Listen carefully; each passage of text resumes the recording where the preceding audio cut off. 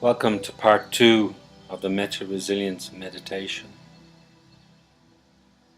Your steps are lighter now and your destination is getting closer. All of a sudden, the person who plays that negative role in your life appears on a hill to your left. They stand on a rock and they begin to call you. They're shouting at you. They're shouting at you to stop the journey, to not continue on your way. They're calling you, telling you that you're not able to go on and that you're not good enough to complete the path before you. You're caught between two minds. You're trapped between your own negative voice and your inner positive voice. And for a moment you feel like you just go back to where you came from and try again some other time. As you sense what's right for you, you get a sudden urge to take a step forward. You put your fingers in your ears so that you cannot hear the other person shouting at you. As you take each step one in front of the other, the sound of the negative voice falls away, and within a few strides it seems to be further and further from your senses. Soon you take your fingers from your ears, and not only has the sound of your negative loved one disappears, but your own negative voice has been silenced also. As you take more steps on your journey, you can feel yourself growing. You can feel stronger. You can feel the aches and pains that have been troubling you for many years. They've been taken from you. You feel like you're on a mission, and the mission feels like a sacred calling. You feel confident and strong and full in your body, mind and soul, and you feel that you are one with the world, and the world is one with you. You walk for a bit more, and as you turn another corner on the road comes to an end in front of you. It seems to stop suddenly, as if someone had forgotten to finish it, or it had been unfinished on purpose. The place beyond the road is marshy and wet and soggy, and you think for a few moments before you decide what to do. You realize that the conditions around you could change at any time, and that there may be another road ahead on the far side of the marshlands, or maybe not, but you know that you must go on. You're compelled to take the next step, even though you do not know if your foot will land on solid ground. You step carefully into the soil, and as you squelch into each step, you don't seem to lose any momentum as the horizon continues to come towards you as quickly as when you were on the solid road. It feels like there's a stability under the soft and wet soil that you cannot feel, but somehow it must be there. The marsh changes slowly back into a dirt track, and you shake the wet soil from your shoes and you continue to pace forward. In the distance you can see a box in the middle of the road. As you approach the box, you notice it's a chest. You walk up to the chest and you kneel beside it. You open it slowly and carefully. In the chest there are pictures of you. There are pictures of you taken at times in your life when you were your most vulnerable. Some of the pictures are of the people in your life that you hurt the most. Some of the pictures are of people that hurt you the most. Pictures of people that you hurt badly and for which you feel very sorry. Some of the pictures are of the nasty things you did in your life that you thought nobody had ever seen and nobody would ever know about.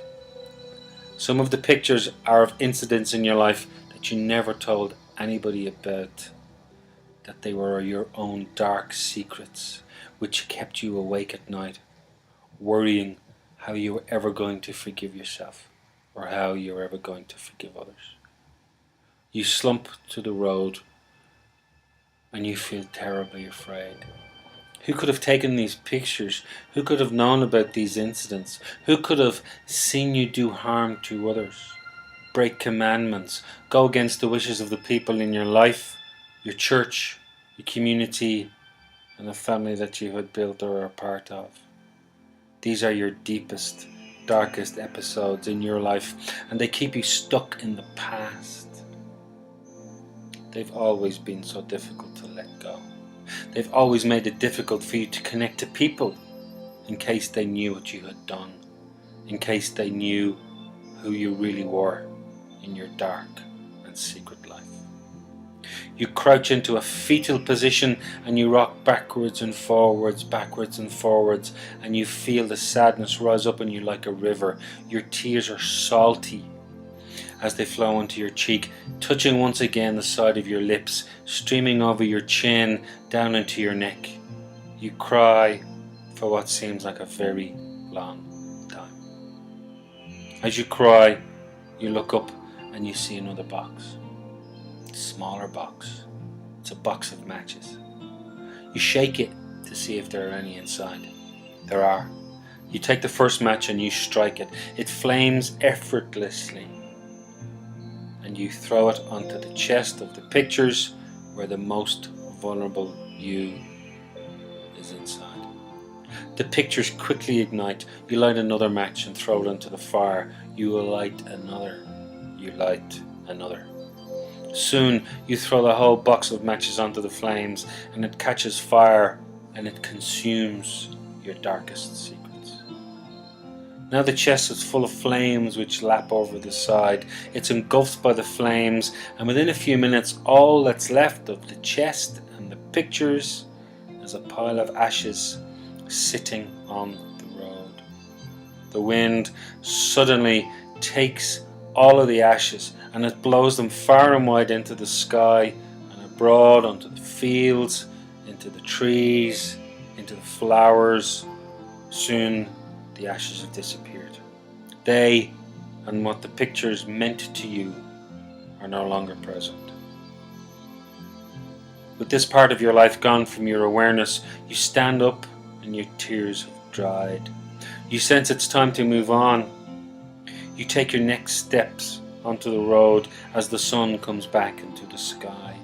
Your steps seem stronger, and with each step that you take, you release yourself from the thoughts that you've always had about yourself, that you are not good enough, that you were not good enough in your family, that your siblings were more favored than you, or smarter than you, or better looking than you.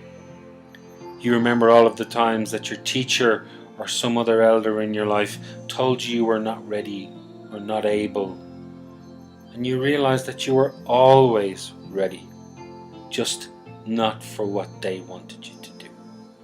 You remember all those failed relationships where you could not seem to be yourself and the other person did not accept you the way you were. You remember all the times you let yourself down and you let others down.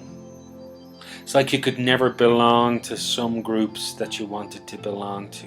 You realize that these people were not really like you, and in truth, you didn't really want to be like them at all. You just wanted to belong. You remember all the times that you failed to give yourself what you needed and what you wanted, and so you sense that from this moment on, you are good enough. You do love yourself, and what you feel can now be a source of power and joy in your own life. Loving yourself, loving those who love you. You even feel like in love those who don't love you. And you know that if you can achieve that they can maybe in some way come to love themselves too. And if they can, it will be like that they are just beginning the journey that you have just taken.